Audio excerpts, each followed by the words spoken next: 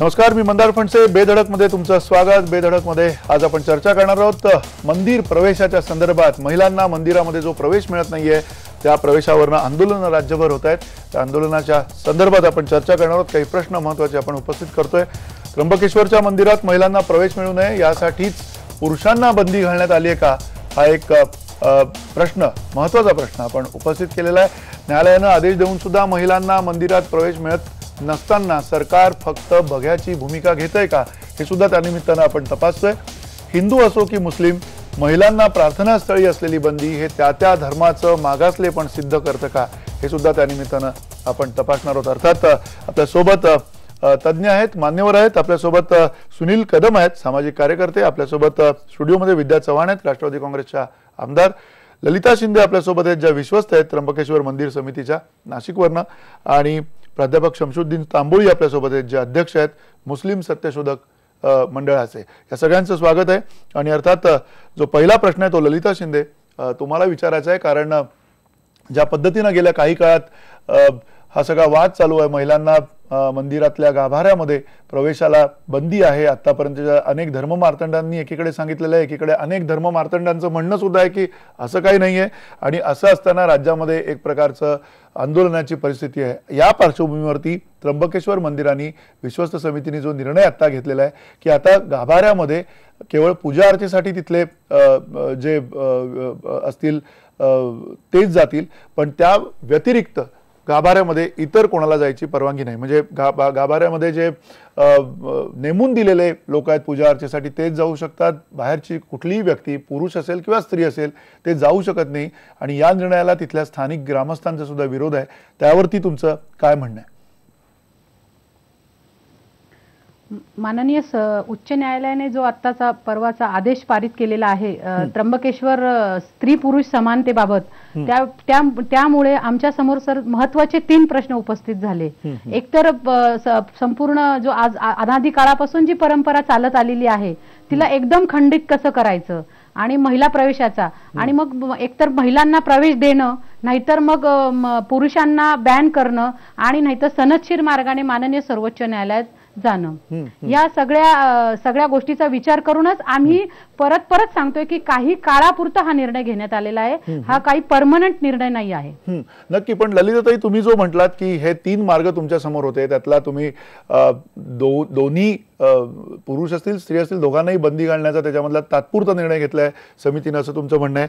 पण जो तिसरा मार्ग आहे, तुम्ही म्हणताय की एकीकडे सनदशीर मार्गाने सुद्धा कदाचित या संदर्भामध्ये तुम्हाला न्यायालयामध्ये जावं लागेल, कारण एक शब्द तुम्ही वापरला, अनादी कालापासून ही सगळी परंपरा आलेली आहे आणि ती खंडित कशी करायची. तर या सगळ्या पार्श्वभूमीवरती तुम्हाला थोडक्यात विश्वस्त समितीला आता असं वाटतंय का की महिलांना खरं तर तिथे प्रवेश दिला जाऊ नये? नाही, आमच्या समोर सगळ्यात महत्त्वाचा प्रश्न तो आहे की मी संपूर्ण म्हणजे भारतातल्या लोकांना सांगू इच्छिते की त्र्यंबकेश्वर गर्भगृहाची रचना ही खूप कंजेस्टेड आहे सर. इथली शनी शिंगणापूरचा मुद्दा वेगळा आहे, त्र्यंबकेश्वरच्या गर्भगृहाची रचना वेगळा आहे. आणि आमचं त्र्यंबकेश्वराचं मंदिर आहे हे ASIच्या अंडर येतं, भारतीय पुरातत्व सर्वेक्षणाच्या असल्यामुळे तिथले नियम अत्यंत कठीण आहे आणि कुठलाही बदल आपल्याला तिथे करता येणार नाहीये. आणि रोजचं फ्लोटिंग पॉप्युलेशन 60 ते 70 हजार असतं. या सगळ्या बाबीचा विचार करूनच हा निर्णय घेण्यात आलेला आहे. नक्की. तुम्ही म्हणता की इतकी मोठ्या संख्येने माणसं येतात आणि त्यामुळे या सगळ्या माणसांना बंदी केलेली, ही बंदी आता तात्पुरती असे सुद्धा तुमचं म्हणणं आहे. अर्थात सुनील कदम, या सगळ्या पार्श्वभूमीवरती तुमची पहिली प्रतिक्रिया काय? गंमत वाटते. अनादी कालापासून जे ते म्हणाले, अनादी कालापासून असंख्य रूढी परंपरा आणि इतकी भयानक रूढी परंपरा या देशामध्ये इथल्या अनेक धर्मामध्ये आपण बघत आलोय. आणि या सगळ्या रूढी परंपरा आपण बदलतच आपण कुठेतरी मानवी मूल्यांचा खरं म्हणजे आधार घेतोय आणि मानवी मूल्यांकडे आपण वळालोय. आपलं जे संविधान आहे, संविधानाला एवढं मोठं काम आणतो आपण, कारण संविधानामध्ये न्याय आहे, समता आहे, समान अधिकार आहेत, त्याचबरोबर तुम्हाला फ्रीडम ऑफ एक्सप्रेशन आहे. आणि या सगळी मानवी मूल्य जी माणसाला लागणारी जी मूल्य आहेत ती मूल्य अतिशय महत्वाची आहेत.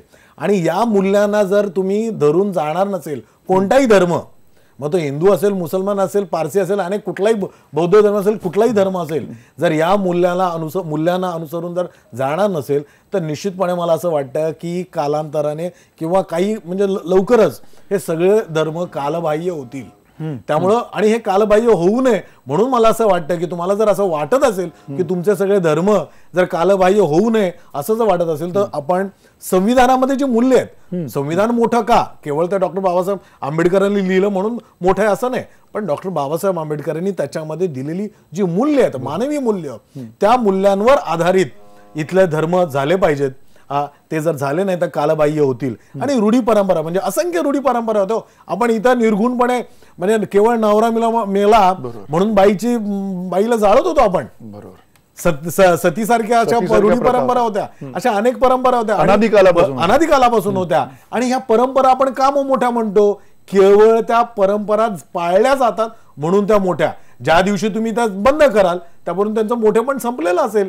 त्यामुळे या रूढी परंपरा आणि शेवटी महिलांना तुम्ही जेव्हा प्रवेश नाकारता एका माणसाला म्हणजे माणुसकीलाच तुम्ही प्रवेश नाकारताय ना.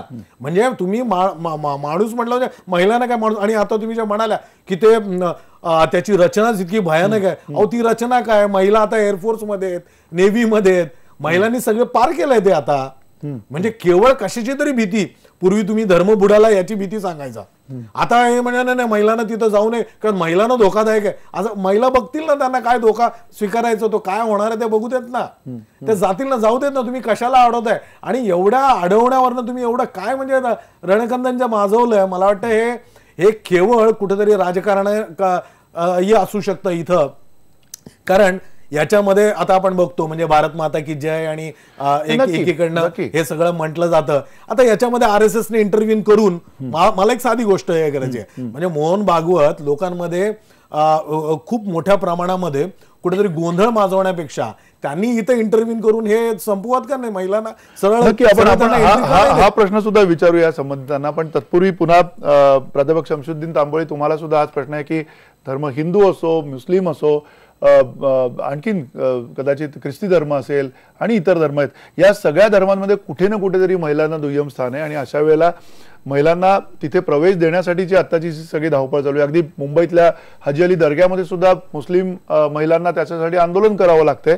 हे सगळी जी परिस्थिती आहे हे धर्माच्या मागासलेपणाचं लक्षण आहे, इतकंच आपण आता गृहीत धरू शकतो की आत्ताच्या या संपूर्ण आधुनिक भारताच्या परिस्थितीमध्ये, म्हणजे आपलं जे संविधान ज्या वेळेला अस्तित्वात आलं त्यानंतरच्या परिस्थितीमध्ये आपण याच्याकडे वेगळ्या नजरेनं बघण्याची क्षमता आपल्या या सगळ्या धर्मांमध्ये आणि त्या धर्म मार्तंडांमध्ये आहे असं तुम्हाला वाटतंय का? नक्कीच. आज आपण 21व्या शतकामध्ये आहोत आणि भारतीय संविधानाला स्वीकारून आपल्याला 68 वर्ष झालेले आहेत. आता या ठिकाणी सुनील कदमांनी जे काही मुद्दे मांडले त्या मुद्द्याशी काही प्रमाणात मी सहमत आहे. एक मुद्दा आपण लक्षात घ्यायला पाहिजे की प्रत्येक धर्माचा संस्थापक हा पुरुष आहे आणि प्रत्येक धर्मामध्ये पुरुष वर्चस्व मानसिकतेप्रमाणे एक परंपरा, प्रथा, दर्गा संस्कृती, मंदिर संस्कृती ही निर्माण केलेली आहे. अर्थात 21व्या शतकाच्या दृष्टीने आपण जर पाहिलं तर हे सगळं बौद्धिक मागासलेपणाचंच लक्षण आहे असं म्हणावं लागेल. दुसरी एक गोष्ट आहे की या ठिकाणी मुस्लिम समाजाचा जेव्हा प्रश्न येतो तेव्हा असं म्हणावं लागतं की इस्लामला दर्गा संस्कृती मुळातच मान्य नाही आहे. पण हे दर्गा संस्कृती मान्य नसताना सुद्धा सुफी संतांच्या ज्या कबरी आहेत त्या कबरींना दर्ग्याचं रूपांतर केलं आणि त्याचे जे ट्रस्टी आहेत ते हिंदू आहेत आणि मुस्लिम सुद्धा आहेत. आणि अशा अनेक दर्गांच्या मध्ये महिलांना प्रवेश नाकारला जातो. जगामध्ये अफगाणिस्तान असो, तुर्कस्तान असो, इजिप्त असो, पाकिस्तान, बांगलादेश, इंडोनेशिया अशा अनेक देशांच्या मध्ये सुद्धा अशा प्रकारच्या दर्गा आहेत आणि त्या ठिकाणी महिलांना प्रवेश दिला जात नाही. अर्थात या संदर्भामध्ये इस्लामला मान्य नाही एवढं म्हणून चालत नाही, पण ज्या ठिकाणी नकार दिलेला जातो अशा नकाराला नकार देण्याचा सुद्धा अधिकार आजच्या महिला मागत आहेत आणि त्या संविधानात्मक पद्धतीने मागतायत. त्याचा आपण सन्मान केला पाहिजे. कारण दर्ग्यामध्ये जाणं म्हणजे फार मोठा विवेक आहे, पराक्रम आहे असं जरी नसलं तर ज्या पद्धतीने डॉक्टर बाबासाहेब आंबेडकरांनी या ठिकाणी राम मंदिराच्या प्रवेशाच्या संदर्भामध्ये भूमिका घेतली होती, किंवा परमपूज्य साने गुरुजींनी ज्या पद्धतीने पंढरपूरच्या मंदिराच्या संदर्भामध्ये आत्मसन्मान या संदर्भामध्ये भूमिका घेतली होती, त्याच पद्धतीने मुस्लिम महिलांच्या संदर्भात सुद्धा आपल्याला ही भूमिका घ्यावी लागेल. पण एक मुद्दा महत्वाचा वाटतो, दर्गापेक्षाही जास्त महत्वाचा आणि तीव्रतेने जाणवणारा जो मुस्लिम समाजातला जो प्रश्न आहे तो आहे मस्जिद प्रवेशाचा आणि कब्रस्तान मध्ये जाऊन प्रवेश घेण्याचा. कारण आपल्या घरातली कोणी जर मयत झाली असेल तर महिलांना कब्रस्तान मध्ये प्रवेश दिला जात नाही. त्याचबरोबर मस्जिद मध्ये सुद्धा पैगंबर असताना त्यांनी स्वतः बांधलेल्या मस्जिदीमध्ये महिलांना जाण्याची परवानगी होती. अर्थात त्या ठिकाणी पैगंबर साहेबांनाही हे सांगावं लागलं होतं की जर तुमच्या वडिलांनी, नवऱ्यांनी, मोठ्या भावांनी परवानगी दिली तर मस्जिदमध्ये या. म्हणजे शेवटी पुरुष प्रधान मानसिकता ही प्रत्येक धर्मियांच्या मध्ये आपल्याला दिसते. एक मुद्दा मला जो मांडायचा तो हा की हिंदू आणि मुस्लिमांच्या पेक्षा थोडस 2 पावलं पुढे असणारा बौद्ध समाज आहे, ख्रिश्चन समाज आहे, शीख समाज आहे की ज्यांच्या चर्चमध्ये, विहारामध्ये किंवा गुरुद्वारामध्ये महिलांना अशा प्रकारची विषम वागणूक दिल्या जात नाही. म्हणजे ज्या ठिकाणी श्रद्धेचा प्रश्न आहे, महिलांना जाण्याचा प्रश्न आहे, तर या बाबतीमध्ये जे सुनील कदम म्हणाले त्यापेक्षा मला बौद्ध विहारामध्ये डिस्क्रिमिनेशन नाहीये, चर्चमध्ये डिस्क्रिमिनेशन नाहीये आणि गुरुद्वारामध्ये सुद्धा डिस्क्रिमिनेशन नाहीये. तर मग अमुक अमुक धर्मामध्येच हे का असलं पाहिजे? आणि आपण जेव्हा एकच धर्म मानतो किंवा एकच देव मानतो तेव्हा अशा पद्धतीने विविध असण्याचं कारण काय?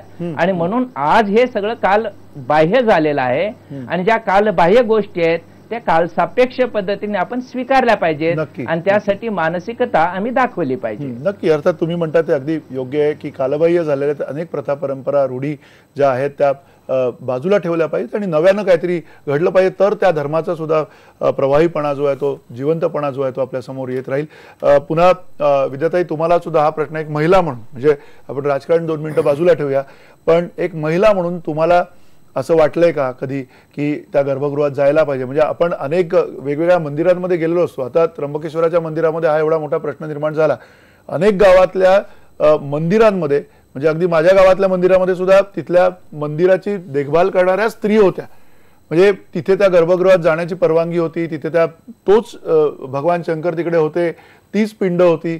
मग असं त्र्यंबकेश्वरमध्ये काय आहे की तिकडे जाऊन दिलं जात नाही? आणि मग अशा वेळेला हे ज्यावेळेला प्रश्न निर्माण होतात त्या प्रश्नांची उत्तर देण्याची ह्या सगळ्यांमध्ये ताकद का नाही? कारण एक विश्वस्त आपल्यासमोर बसलेले आहेत, त्यांचंही तेच म्हणणं आहे. त्या महिला आहेत तरी सुद्धा त्यांचं हे म्हणणं आहे की कुठेतरी आता न्यायालयात जाण्याची गरज आहे, सनदशीर मार्गाने काय होईना याच्यावरती येणाऱ्या काळामध्ये काहीतरी मार्ग काढायला पाहिजे. न्यायालयाने निर्णय दिला असताना सुद्धा नाही, मला या ठिकाणी एक सांगायचं आहे की पूर्वी अशी कुठेही महिलांना काही अशी बंदी वगैरे नव्हती मंदिरात जायला. म्हणजे आता आपण जे 12 ज्योतिर्लिंग म्हणतो त्यापैकी अनेक ज्योतिर्लिंगांना, म्हणजे भीमाशंकर असेल किंवा दुसरी जी ज्योतिर्लिंग आहे तिथे अगदी आतपर्यंत जाऊन महादेवाच्या पिंडीवरती पाणी, दूध काय तुम्हाला व्हायचं असेल, अभिषेक करायचा ते तुम्ही करू शकता. फक्त त्र्यंबकेश्वरला तिथे प्रवेश नाही, त्याचं आता त्या कारण सांगतायत काहीतरी. पण आता पूर्वी कसं होतं, मुलींना काही सांगितलं की हे करू नको, ते करू नको, मुली ऐकायच्या.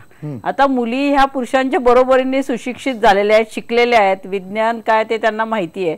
त्यामुळे त्या प्रत्येक गोष्टीचं त्यांना जर उत्तर समाधानकारक मिळालं नाही की त्यांचं समाधान होत नाही आणि ते ऐकत नाहीत. पूर्वी कसं उंबऱ्याच्या महिला बाहेर जायची नाही, पण आता जमाना बदललाय ना. सावित्रीबाईंनी आम्हाला शिक्षण दिलंय, विज्ञान दिलंय, सगळं आम्ही शिकलेलो आहे.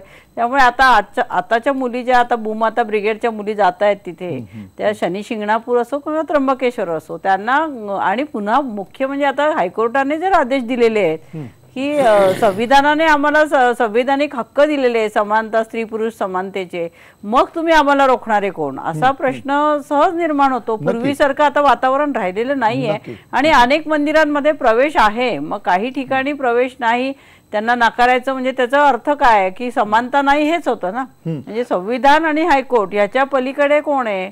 म्हणजे सीएम साहेबांना तर मला विनंती करायची की तुमच्या पत्नीला घेऊन तुम्ही या आणि एकदाचा हा वाद संपवून टाका. तुम्ही या आमच्या बरोबर, त्या भूमाता ब्रिगेडच्या मुलींबरोबर जा, तुमच्या पत्नीलाही घेऊन जा आणि दोघांनी जोडीने दर्शन घ्या. म्हणजे स्त्री पुरुष समानता आपल्याला दिसून येईल. कारण आता हे किती दिवस तुम्ही हा वाद घालत बसणार आहे आणि फार फार तर काय 2, 4, 15 दिवस जातील. मग नंतर एकदा तुम्ही जाऊ दिलं की हा वाद मिटून जाईल. त्यामुळे नाही ते नॉन इश्यूजला इश्यूज बनवायचं हे शक्य का, हे बघायला मिळेल का? जे विद्याताई म्हणतात की खुद्द मुख्यमंत्रीच या राज्याचे त्यांच्या पत्नींना घेऊन कदाचित दर्शनाला गर्भगृहामध्ये जातील.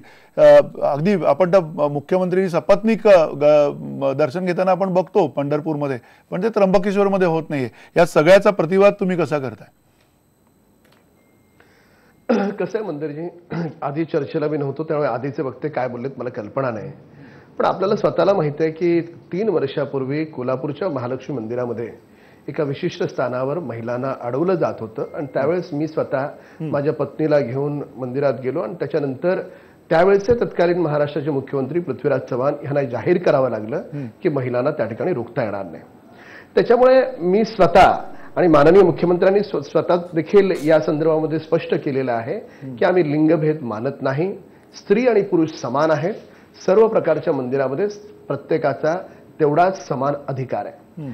आता या चर्चेमध्ये आपण एक पाहतो की ज्यावेळेस कोल्हापूरचं आंदोलन घेतलं, आता विद्याताई बोलल्या मी स्वागत करतो, पण कोल्हापूरचं आंदोलन मी विधानसभागृहात घेतलं, ह्या विद्याताई आल्या का हो? नाही आल्या. का नाही आल्या? मला बोलवलं का ही तुम्ही? तृप्ती देसाई ज्या आहेत, मला काय स्वप्न पडलं होतं का तुम्ही जाणार आहे? मला बोलवायचं होतं, मी नक्की आले असते. देखील नाही, विषय असा आहे, आज जेवढा पुढाकार घेऊन विद्याताई बोलता आहेत, कौतुक करतो. स्त्री आणि पुरुष आम्ही लिंगभेद मानत नाही, सगळ्यांचा समान अधिकार आहे. पण या तृप्ती देसाई अगोदर, म्हणजे मी वेगळा विषय मांडतोय, त्या जे भांडतायत, त्या जे वाद करतायत तो चांगला आहे, तो केलाच पाहिजे. पण तो नेमका ज्या टायमिंगला करतायत त्या टायमिंग बाबतीत कधी कधी लोकांच्या मनात शंका काय टायमिंग काय काय ते फार महत्वाचा हा फार महत्वाचा मुद्दा आहे. या तृप्ती देसाई अगोदर काँग्रेसच्या तिकिटावर निवडणूक लढलेल्या आहेत. ह्या सगळ्या प्रथा परंपरा काही आताच्या नाही आहेत, मागच्या अनेक म्हणजे कधी करायचंच नाही. मंदारजी ऐका, नाही ऐका ना, तुम्ही काँग्रेसचा काही संबंध नाही. तृप्ती देसाईंना आज वाटलं, नव्यानं आज वाटलं की मला हे नकोय आजपासून, तर त्यांना तो हक्क आहे. मंदारजी म्हणजे भाजपच्या वेळेत आतापर्यंत ज्या गोष्टी घडल्या नाहीत त्या करायच्याच नाही. विषय मंदारजी, ते जे करता आहे त्यात वादच नाही. ती भूमिका आमचीच आहे. उलट राम कदमनी स्वतः पहिल्यांदा महाराष्ट्रामध्ये महिलांना समान अधिकार मिळाला म्हणजे याच्यासाठी आंदोलन छेडणारा राम कदम जाणार की नाही? कुठल्या महिला नव्हत्या. तुम्ही जाणार, त्र्यंबकेश्वरला जाऊन समजवाल का, मध्यस्थी कराल का? तृप्ती देसाई किंवा विद्याताई या बरोबर आत्ताच्या क्षणी ज्या वेळेस बाकीच्या सगळ्या महत्वाच्या चर्चा असताना ही देखील महत्वाची चर्चा आहे, पण याच वेळेस यांनी ज्या अनेक वर्षापासून सुरू आहे त्यावेळेस त्याला लक्षात नव्हतं आलं का? त्याच्यामुळे कुठेतरी काँग्रेसचा या सगळ्या प्रकरणाच्या पाठीमागे त्याचं काय षडयंत्र आहे त्यांचं त्यांनाच माहिती.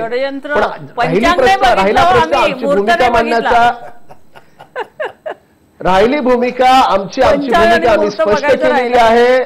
ज्या वेळेस तुम्ही विद्याताई मला तुम्ही सांगा ना, शनी शिंगणापूर काही 15 वर्ष तुम्हाला दिसलं नव्हतं का? अहो पूर्वी जाऊ देत होत्या आमच्या. आता सांगा, माझ्या लक्षात नव्हतं आलं. सांगा ना, माझ्या लक्षात नव्हतं आलं. सांगा. तृप्ती देसाई काँग्रेसच्या तिकिटावर निवडणूक लढत होत्या, त्यांना 15 वर्ष दिसलं नव्हतं का? तर त्याच्यावर राम कदम मी एकच प्रश्न विचारतो. तुम्ही आता काँग्रेसचा उल्लेख केला तृप्ती देसाईंचा, म्हणून तुम्हाला हा प्रश्न आहे. तुम्ही ज्यावेळेला आंदोलन केलं त्यावेळेला तुम्ही मला वाटतं आधी वेगळ्या पक्षामध्ये होता, आता त्या पक्षातून तुम्ही भाजपमध्ये आलाय. आता तुम्ही भाजपमध्ये आलाय म्हणून तुम्ही हे आंदोलन करणार नाही आहेत का? तुम्ही म्हणताय आमची भूमिका तीच आहे. तुम्ही उद्या जा त्र्यंबकेश्वरमध्ये सपत्नीक आणि त्याचा हा जो वाद आलाय तो मिटवून टाका. मी तुम्हाला सांगतो कोल्हापूरच्या महालक्ष्मीचं आंदोलन मी केलंय खरं आहे, पण ते आंदोलन करण्यापूर्वी सभागृहामधले विद्वान नेते म्हणून माननीय देवेंद्र फडणवीस साहेबांना त्यावेळेस विरोधी बाकावर बसत होते, त्यांना जाऊन भेटलो मी, त्यांना जाऊन हा विषय सांगितला.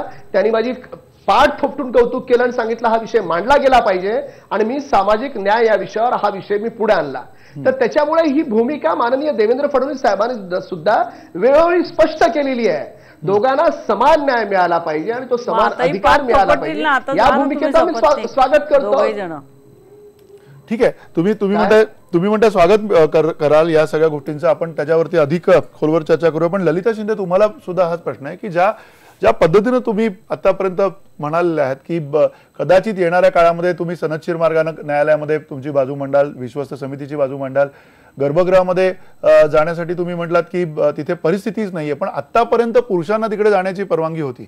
आता कदाचित त्याच्यामध्ये झीज होते वगैरे अशी कारणं दाखवून सुद्धा सध्याची जी पूर्ण परवानगी दिलेली होती पुरुषांना ती बंद करण्यात आलेली आहे. म्हणजे कुठेतरी जी उच्च न्यायालयाची जी ऑर्डर आहे ती ऑर्डरला कुठेतरी थांबवण्यासाठी, त्याच्यात अडथळा निर्माणसाठी ही सगळी प्रक्रिया झाली का?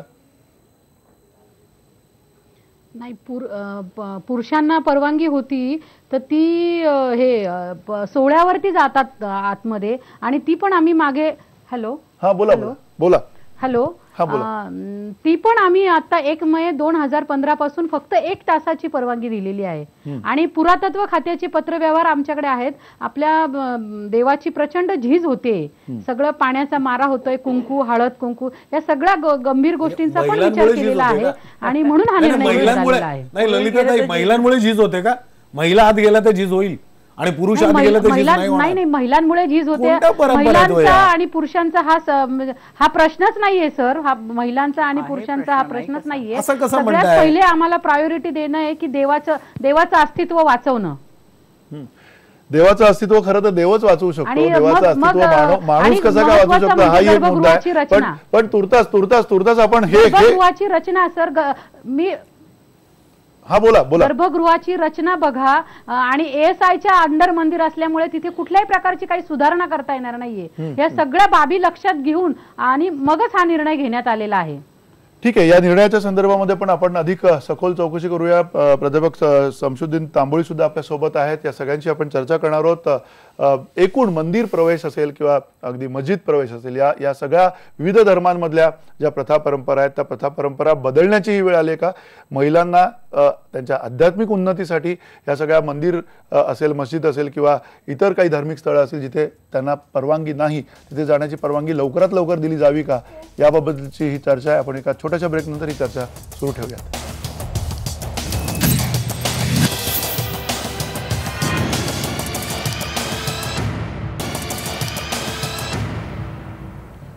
पुन्हा एकदा स्वागत. बेधडकमध्ये आपण चर्चा करतो महिलांना मंदिरात प्रवेश मिळावा किंवा नाही या संदर्भामध्ये. अर्थात या चर्चेमध्ये काही महत्त्वाचे मुद्दे आपल्या प्रेक्षकांनी मांडलेले आहेत.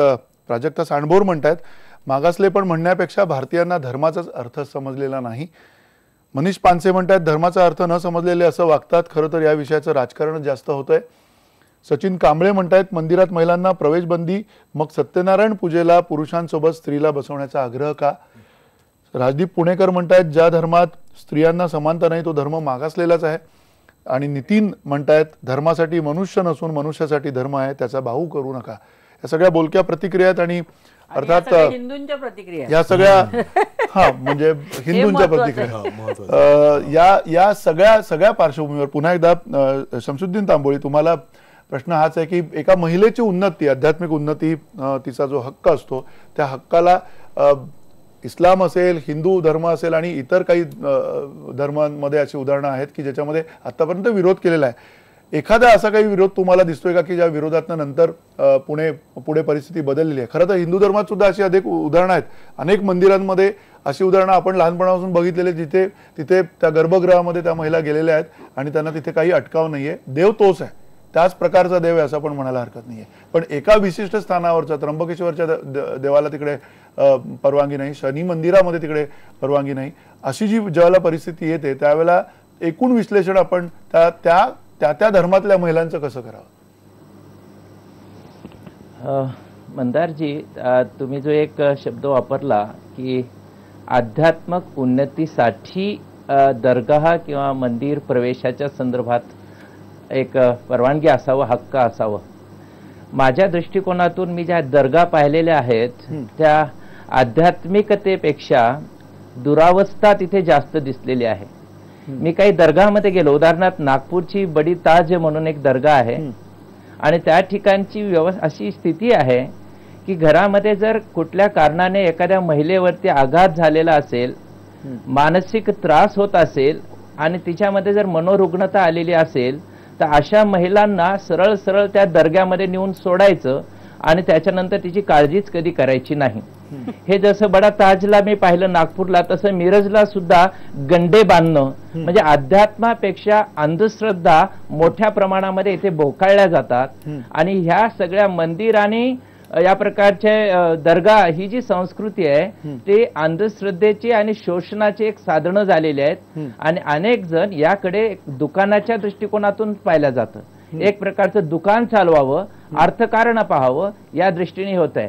आणि म्हणून मला असं वाटतं की जेव्हा आम्ही 21व्या शतकात असतो किंवा भारतीय संविधानाने जे आम्हाला मूलभूत हक्क दिलेत तसंच काही मूलभूत कर्तव्यही सांगितलेले आहेत आणि या कर्तव्याचा एक भाग असा आहे की आम्ही वैज्ञानिक दृष्टिकोन, शोधवृत्ती, सुधारणा आणि मानवतावाद या दिशेने आम्ही जाण्याचा प्रयत्न केला पाहिजे आणि हे प्रत्येक नागरिकाचं कर्तव्य आहे. नक्की.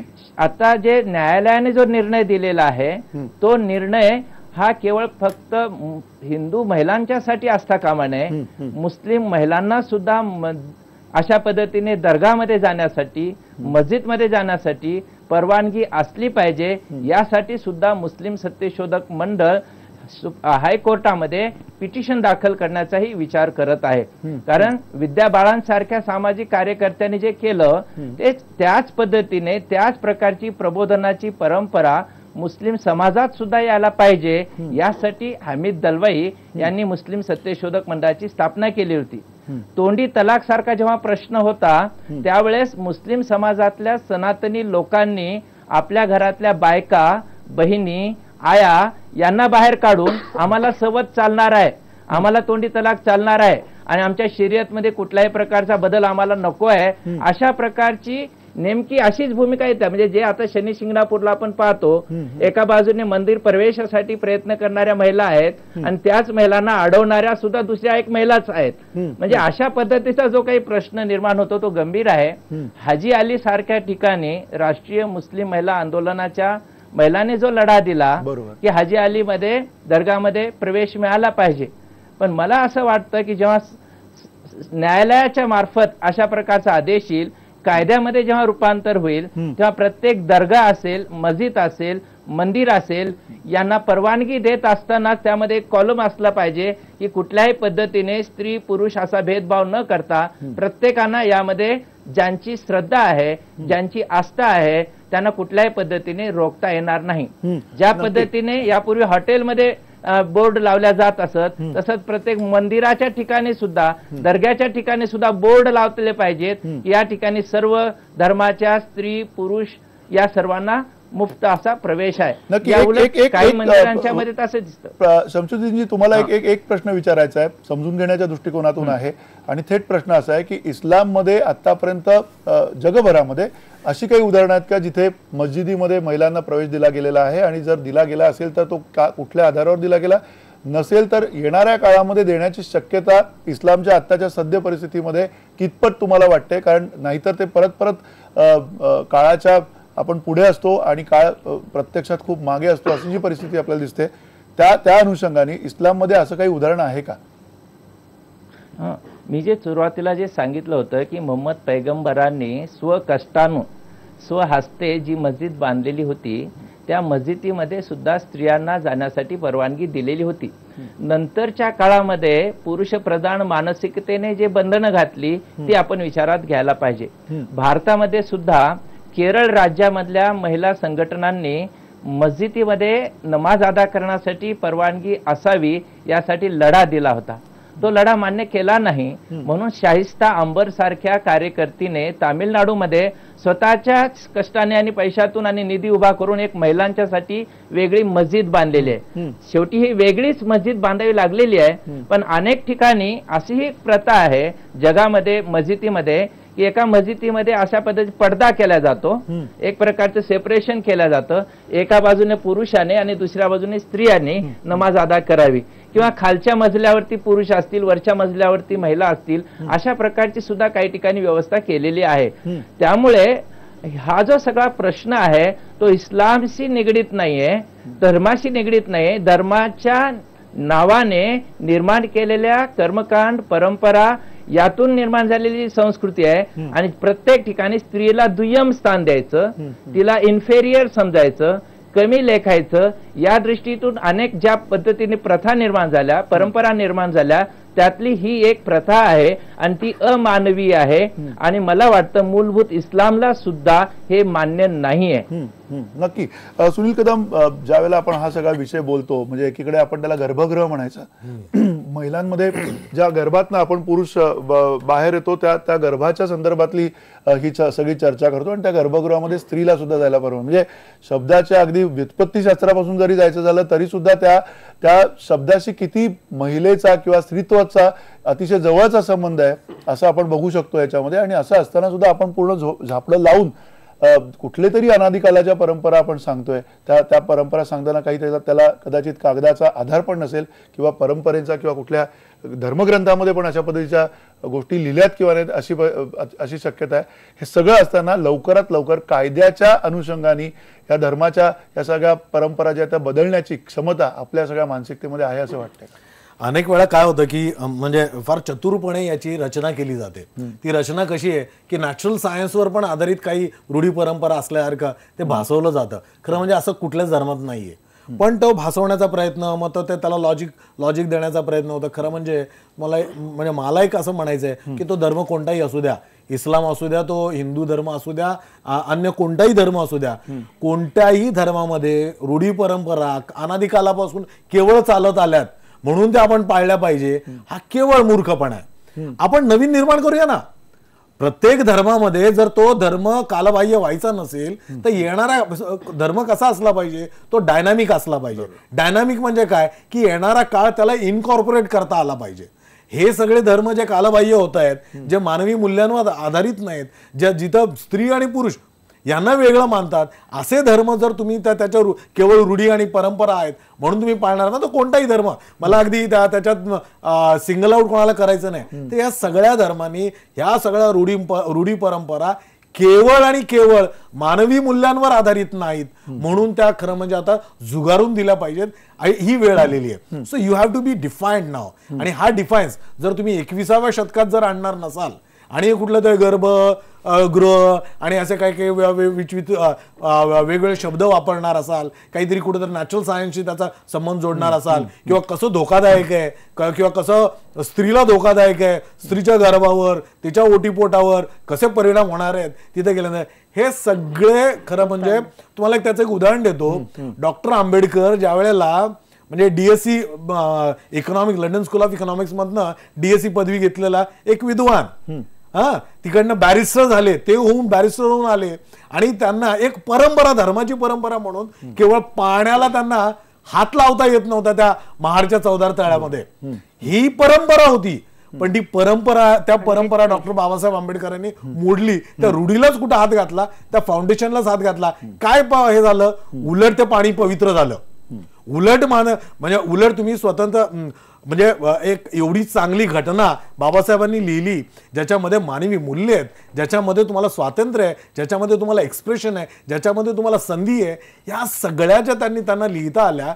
आणि ह्या रूढी परंपरा चिकटून राहणं बरोबर होतं का, किंवा त्याच्याच बरोबर म्हणजे मगाशी म्हणालो मी की इतर काही ज्या म्हणजे गेल्या अनेक वर्ष, 200 वर्ष आपण ह्या परंपरा हळूहळू नाही तर फार विगरसली, आणि गेल्या 50-60 वर्षामध्ये पेक्षा 100 वर्षामध्ये या परंपरांना आपण असं झुगारून दिलेलं आहे. त्याचप्रमाणे सगळ्या धर्म मार्तंडांनी स्वतःच धर्माच्या आधारावर स्वतःचं वर्चस्व निर्माण करण्यासाठी हे जे झालंय, हे वर्चस्व आता तुम्हाला करता येणार नाही. तुम्हाला जर याच्यामध्ये जर काही वर्चस्व ठेवायचं असेल तर नॉलेज बेस असणार आहे येणाऱ्या काळामध्ये, नॉलेज बेस, आणि त्या नॉलेजमध्ये स्त्री पुरुषांपेक्षा एक्सेल होते. स्त्री, महिला, पुरुषांपेक्षा म्हणजे आज जर तुम्ही सगळ्या कॉम्पिटेटिव्ह एक्झाम्स नक्की बघितलं महिला हा मुद्दा पुढे आहे. आहे. म्हणजे त्या अर्थाने स्त्रीला हा हक्क मिळालाच पाहिजे. 1930 ला जवळजवळ ही काळारामाची जी चळवळ झाली होती, पण मंदिर प्रवेशाची जी चळवळ झाली होती, त्यानंतर आज ही परिस्थिती आहे. राम कदम तुम्हाला बाबासाहेबांनी नक्की हलवलेले. राम कदम हे करायला नको आहे का? हे ह्याला तुम्ही काँग्रेसचा काळ आणि भाजपचा काळ अशा तुम्ही तोडणार आहात का? केवळ त्याला राजकारणाच्या माध्यमातून तुम्ही राजकारण बघणार आहात आणूच का? नका मध्ये. राजकारण आणूच नका. काँग्रेसने केलं की बीजेपीने केलं, ह्या केवळ वेडेपणा होईल. राम कदम तृप्ती देसाई आहे काँग्रेसची आणि याची आहे, त्याला काय अर्थ नाही. विषय राजकारणाचा नाही. मी स्पष्टपणे म्हणालो की आम्ही लिंगभेद मानत नाही, दोघांनाही समान अधिकार मिळालाच पाहिजे. आणि मी त्या निमित्तानं टायमिंगचा जो प्रश्न मंदारजी आपल्याला म्हणालो तो महाराष्ट्रातल्या नव्हे देशभरातल्या सगळ्या लोकांना कळतोय. तर त्याच्यामुळे हा श्रद्धेचा भाग आहे. याचं राजकारण बाकीच्या लोकांनी किती काळ करायचं एकदा ठरवलं पाहिजे. नाही मग तुम्ही एकदा हेही ठरवा ना की समजा ही आंदोलन नाही झाली तर तुम्ही कधी करणार आहात महिला प्रवेश, ते पण तुम्हाला ठरवावं लागेल ना. राम कदम, याच्यात राजकारण काय? नाही मंदार, ही आंदोलन होण्यापूर्वीच माननीय मुख्यमंत्र्यांनी हे स्पष्ट केलं होतं. माध्यमांसमोर सुद्धा स्वतः ते बोललेले आहेत. मी देखील बोललोय, आमचे सगळे पक्षाचे प्रवक्ते बोलून होणार नाही ना. त्याच्यामुळे तुम्ही सत्तेत समान तुम्ही सत्तेत नसताना आंदोलन केलं. राम कदम, तुम्ही सत्तेत नसताना आंदोलन केलं महिलांसाठी. तुम्ही आता सत्तेत असताना करा ना. काय प्रॉब्लेम आहे तुम्हाला? विषय सत्ता असताना नसतानाचा नसतोच. जो न्यायाचा भाग आहे तो कधी केला पाहिजे. सत्तेत असताना करायचं नाही, सत्तेत नसताना करायचं असं होत नाही. निश्चितपणे आंदोलन होईल. भाजपलाच राजकारण करायचं का याच्यातून असं दिसतंय मग स्पष्ट. काय? कारण तुम्ही तो मिटवा त्या प्रश्नाला तुम्ही हात घालत नाहीत, याचाच अर्थ भाजपला हा प्रश्न पेटतच ठेवायचा आहे. एकीकडे भारत माता की जय, एकीकडे मंदिर प्रवेश, दुसरीकडे ही अराजकता माजवायची की काय?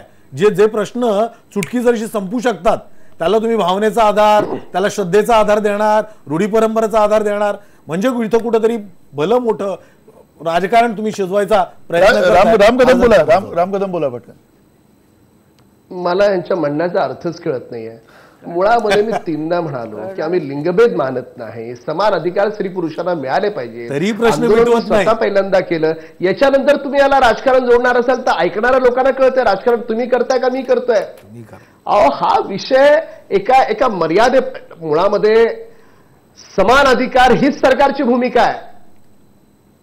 बरं, एक मिनिट त्याच्यानंतर सुद्धा काही लोक सरकारची भूमिका तुम्ही मांडताय. राम कदम, मी तुमच्याकडे येतो, पण पुन्हा ललिता शिंदे, तुम्हाला येणाऱ्या काळामध्ये तुम्ही विश्वस्त आहात त्या मंदिर प्रशासनाचे. अशा वेळेला तुम्हाला या सगळ्या एकूण गोंधळाच्या परिस्थितीमध्ये तुम्हाला एक महिला म्हणून असा हा प्रश्न आहे, तुम्हाला स्वतःला त्या गर्भगृहात कधी जावंसं वाटलं नाही का त्या मंदिराचे तुम्ही विश्वस्त असल्याच्या अनुषंगाने?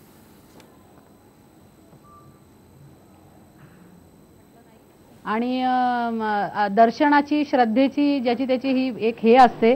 आणि उमऱ्यामधून दर्शन होतंय ना, की दर्शन स्पर्श केल्यावरच दर्शन होतंय असा भाग नाही आहे. म्हणजे असं कधी वाटलं नाही. म्हणजे तुम्हाला असं कधी वाटलं नाही की त्या गर्भगृहामध्ये जाऊन तुम्हाला तिथे दर्शन घ्यावं असं तुमचं म्हणणं आहे? मी तुम्हाला हे सांगू इच्छिते की कामाख्या मंदिर आहे, विशाखापट्टणम मधलं प्रसिद्ध सतीचं स्थान आहे, कन्याकुमारीचं मंदिर आहे, पुष्कर मंदिर आहे, सावित्री, तिथे पुरुषांना बंदी आहे. तर मग तिथे पण परंपरा चालूच आहे ना, तिथे पुरुषांना जाऊ देत नाहीयेत. आपल्या जे काही पूर्वजांनी ज्या चालून आखून दिलेल्या आहेत त्याप्रमाणे चालू आहेत.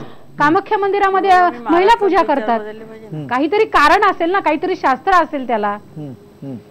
नाही, शास्त्र असेल तर ते आहे ते तुम्ही सांगा आम्हाला. इथे पण आज ते काय शास्त्र आहे ते तुम्ही सांगा ना. ते काय शास्त्र आहे ते तुम्ही सांगा आम्हाला. त्याचं कारण असं आहे, महाराष्ट्रामध्येच या रूढी परंपरा बदललेल्या आहेत. म्हणजे अनेक शतकं, संपूर्ण प्रबोधनाचा काळ जर बघितला महाराष्ट्राचा, अगदी महात्मा फुलेंपासूनचा बघितला तर या सगळ्या रूढी परंपरा, प्रबोधनकार ठाकरेंचा काळ बघितला तरी सुद्धा या सगळ्या प्रथा परंपरा इथे बदलल्या आहेत महाराष्ट्रामध्ये. त्यासाठी वेगळ्या राज्यात जाऊन बघायची गरज नाहीये सर. पण ही धार्मिक गोष्ट आहे, ही धार्मिक गोष्ट आहे. संविधानिक अधिकार, समानता, पुरुष स्त्री मुक्तीचे वारं, हे सगळं मलाही मान्य आहे. मी पण पुरोगामी विचार करते. पण आपल्या जे काही म्हणजे मी तुम्हाला तेच सांगते की कामाख्या मंदिर आहे तिथे पुरुषांना आतमध्ये जाऊ देत नाही, महिला पुजारी आहेत तिथे, मग त्याचं ते सतीचं अतिशय जागृत स्थान आहे. मग मग मग असं का मग असं का मग मग असं तिथे का? हा, ब्रह्मा विष्णू महिला- महेश महिलांना महेश असं तिघांचं नाही, इथे पण आता कोल्हापूरच्या मॅडम, महालक्ष्मी मंदिर महिलांनी शिकू नये हे पण आपली एक धार्मिक पद्धत होती, एक रूढी परंपरा होती की महिलांनी शिकूच नये. आणि जेव्हा शिकवायला मी तर आपल्याला लागल्या, तेच सांगू सावित्रीबाई इच्छिते. फुले जेव्हा शिकवायला लागल्या ऐका. त्यांच्यावर शेण फेकलं गेलं, इतकं बरोबर. त्यांनी म्हणजे फेस केलं होतं. बरोबर. पण त्यातून आपण निघालो. नाही नाही तुम्ही नाही किती त्या- दिवस त्या रूढी परंपरा सांगणार आहात? त्या रूढी परंपरा बंद रूढी झाल्या आहेत. परंपरा, श्रद्धा किती त्याच्याबद्दल दिवस माझं सांगणार आहात? दुमत नाहीच आहे. हे बंद नाही, करायला पाहिजे मी ना आता. नाही नाही स्वागतच करते. पण महिला नाही, शिकल्या नाही, नसत्या. शास्त्र, धर्म, संस्कृती या गोष्टी वेगळ्या आहेत सर. हो, पण त्या संस्कृतीमध्ये महिलांनी या- शिकू या नये, गोष्टींचा आपण शिक्षण विचार घेऊ केला नये हे पाहिजे. होतं. ही परंपरा होती ना, नाही ही नाही परंपरा नाही, होती. मी बरं परत ठीक आहे, परत तेच सांगते. ठीक आहे. मी परत तेच सांगते हा. की कामाख्या मंदिर आहे तिथे पुरुषांना बंद बंदी करा आहे. ते तसं. द्या कन्याकुमारीचं पुरुषांना मंदिर ही- आहे, पुष्करला मंदिर विद्याताई, आहे, विद्याताई, तसंच तुम्ही त्र्यंबकेश्वरला आहे. थोडक्यात तुम्हाला हे त्यांचं जे आता त्यांनी तर्क मांडलेला आहे किंवा त्याला जो शास्त्रीय आधार असावा असं त्यांना वाटतंय, किंवा कामाख्या मंदिरामध्ये पुरुषांना आता काही वेगळी चळवळ करायची गरज आहे असं तुम्हाला वाटतंय? नाही काय मला समजत नाही मंदा- की हे मंदा- प्रकार हॅलो, हॅलो, एक झालेले मिनिट, आहेत. रामकदम, मी येतो म्हणजे तुमच्याकडे. मला ह्यातलं एकच कळतंय की देव आणि त्याचा भक्त ह्याच्यामध्ये कोणीही तिसरं माणूस येऊ नये. मग तो पुजारी असेल, ट्रस्टी असतील, काही असतील, लोकांना त्यांना जे श्रद्धेने वाटते ते त्यांना करू द्या ना. तुम्ही मध्ये अशी दिवार बनवून कशाला येत आहे आणि पुरुषांना तिकडे मंदिरात प्रवेश नाही. तुम्ही एक उदाहरण शोधून काढलं, पण आता महाराष्ट्रामध्ये हायकोर्टाने जे आदेश दिले त्याचं पालन करायचंय. शनी शिंगणापूरला पण महिलांना प्रवेश करू देत नाहीये, तिथे पोलीस यंत्रणेने बिलकुल अडथळा आणता कामा नये. आणि आता तुम्हाला इथे वाटलं की आपल्या मंदिराच्या गर्भगाभाऱ्यात जातील म्हणून तुम्ही पुरुषांनाही बंदी करून टाकली. म्हणजे इतर ज्योतिर्लिंगांना, इतर महादेवांच्या मंदिरामध्ये सगळे जाऊ शकतायत. आणि हे किती दिवस जाणार आहेत? अहो काही नाही, 1-2 दिवसात सगळं बंद होईल. तुम्ही नाही म्हणताय म्हणून तर हा सगळा विरोध चालू आहे. त्याच्यापेक्षा एकदाच जाऊ द्या. त्यांचं जे स्त्री पुरुष समानता आहे ही तिथे दिसली पाहिजे, ती करू द्या. म्हणजे हा इश्यू संपून जाईल. हा बोला ललिता. विद्याताई, हा, विद्याताई आपण त्र्यंबकेश्वरला येतात, आपली भेट झालेली आहे. आपल्या त्र्यंबकेश्वरमध्ये ब्रह्मा विष्णू महेश हे अंगुठा रूपामध्ये ज्योतिर्लिंग स्वरूपात आहेत आणि ब्रह्माजींना स्त्री वर्ज आहे हे आपल्या शास्त्रात लिहिलेलं आहे आणि आम्ही त्याचं पालन करतो आहोत. बरं ठीक आम्हाला आहे. असं वेगळं काही असं अगदी खूप इश्यू करायचा आहे अशा कुठलीही गोष्ट नाही आहे. फक्त ज्या काही आपल्या रूढी आल्या आहेत, चालत आलेल्या आहेत, त्याचं पुढे कुठे खंड नको पडायला, आमच्याकडून काही देवीच्या घटना चुकायला नको मंदिरामध्ये- म्हणून विश्वस्त मंडळ. अहो ताई, देवीच्या मंदिरामध्ये आता महालक्ष्मी असेल, तुळजापूर असेल, ह्या मंदिरांमध्ये पुरुष पुजारी असतात. ते देवीला आंघोळ घालणं, तिला साडी बदलणं हे सगळं करतं. हे कसं चालतं? मग ठीक आहे. इथे महिला आपण- पुजारी आपण- नेमल्या नाही, पाहिजे. या सगळ्यांची प्रश्न कदाचित ललिताताईंना आत्ताच्या परिस्थितीत देता येत नसतील, पण या सगळ्याचा विचार समाज म्हणून सगळ्यांना करावा लागेल. रामकदम, तुम्हाला अगदी शेवटचा प्रश्न, किमान शासन म्हणून शासनाची भूमिका तुम्ही आता सातत्यानं म्हणताय की तुमची सुद्धा तीच भूमिका आहे, ती जर तुमची भूमिका असेल तर तुम्ही हा सगळा जो गोंधळ आहे तो लवकरात लवकर मिटवणार आहात किंवा नाही? तुम्ही स्वतः जाऊन तिकडे सत्ताधारी पक्षाचे प्रतिनिधी म्हणून किंवा इतर तुमचे जे कोणी प्रतिनिधी म्हणून जी ऑर्डर आहे न्यायालयाची ती पाळणार आहात किंवा नाही? न्यायालयाची जो आदेश आहे तो न्यायालयाचा आदेश येण्यापूर्वीच सरकारनं भूमिका स्पष्ट केली आहे समानतेची. आणि राहिला प्रश्न असा आहे की एक मग जाऊ का दिलं नाही? की मग का अडवलं? विद्याताई तुम्ही कमी बोंबललात तर लोकांना नीट ऐकता येईल.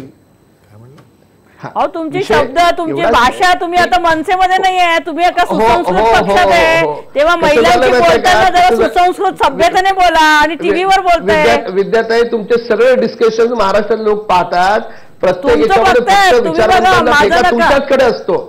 विषयांतर होईल. ऐका, मला एवढंच म्हणायचं की कोणत्याही मंदिरामध्ये जाताना दोघांनी समानतेने गेलं पाहिजे, पण मूर्तीच्या किती जवळ जायचं हे एकदा आपण सगळ्यांनी मिळून ठरवलं पाहिजे. म्हणजे समानता ही असलीच पाहिजे, वाद नाही. जसं तिरुपतीच्या मंदिरात सुद्धा आपण एका समान ठिकाणापर्यंत जातो, त्याच्यानंतर आतमध्ये सगळेजण जातात. त्याच्या पाठीमागे अनेक कारणं आहेत. सिक्युरिटीचा कारण आहे, गर्दी आहे, अशा अनेक गोष्टी आहेत. हाही विचार या निमित्तानं झाला पाहिजे. शनी श्रद्धा आहे, शिंगणापूरला सगळ्या सपत्नीक गोष्टी कधी ठीक जातो आहेत. ते विचारा. ठीक आहे, ठीक आहे. काय म्हणालात? नाही ठीक आहे रामकदम, तुमची ही राजकीय जी काय भूमिका आहे त्या राजकीय भूमिका एकदा या सगळ्यांनी बघितलेल्या आहेत. महिलांना सुद्धा आता ठरवायचा अधिकार आहे, महिला सुद्धा मतदानात तो अधिकार ठरवतील. येणाऱ्या काळामध्ये तुम्ही काय करताय याच्यावरती सुद्धा इथल्या महिला मतदारांचं लक्ष असणार आहे, कारण महिलांना हा मनापासून अधिकार हवाय, याच्यामध्ये आम्हाला काही शंका वाटत नाही. नुसता अधिकार देऊन उपयोग नाही, तो अंमलात आणावा लागेल.